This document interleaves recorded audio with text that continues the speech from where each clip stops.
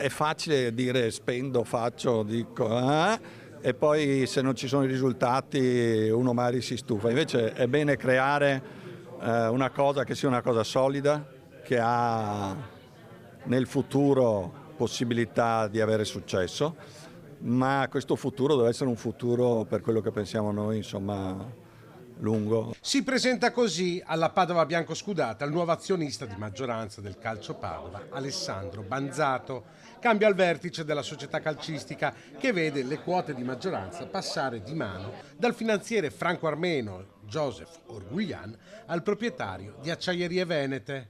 Orguglian saluta la città del Santo assicurando che resterà un suo tifoso.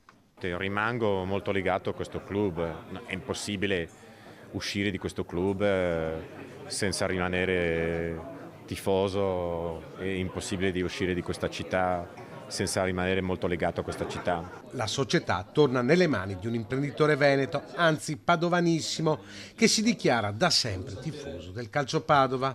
Banzato verserà 2,5 milioni di euro, oltre a coprire i debiti della società che dovrebbero aggirarsi attorno ai 4 milioni di euro.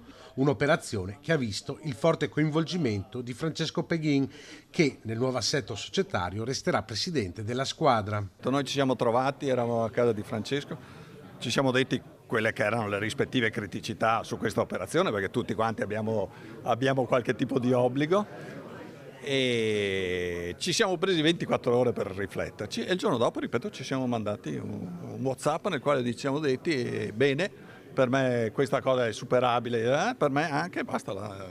E io non so, mi ricordo se io o Joseph ci siamo scritti che vale una stretta di mano, basta. Non cambierà nemmeno l'impegno di Banzato nell'altra grande società sportiva di Padova, il Petrarca Rugby.